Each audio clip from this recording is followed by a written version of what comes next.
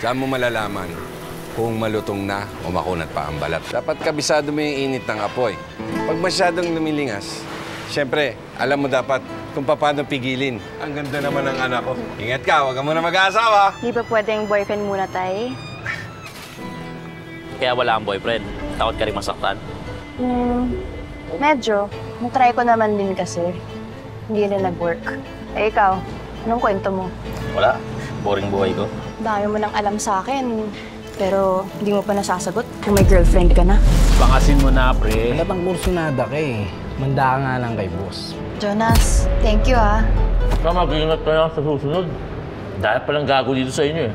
Hindi ikaw na ang good boy. Swerte naman ang jowa mo.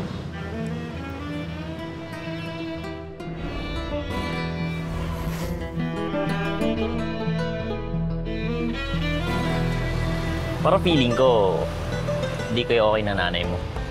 Ano ba nangyari? Kasalanan yun ni tatay. Pero nagsisi naman siya. Itong nanay ko lang, hindi niya talaga mapatawad. Hindi ko na kailangan magpaliwanag pa sa'yo. Ano? May gusto ka sa anak ko? Baka naman dapat anak mo tinatanong mo.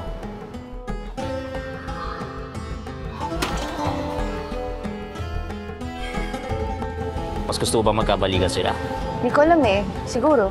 Wala namang anak na gustong sirain pamilya nila, di ba? Tigilan mo rin paglalaro ng apoy, ha?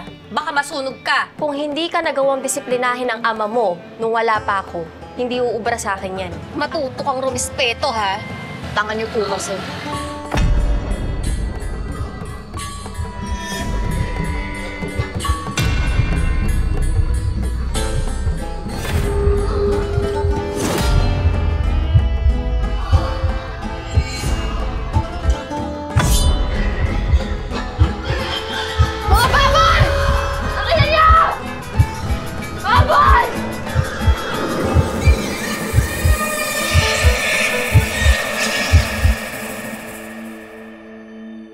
Kaya kong patayin ng apoy.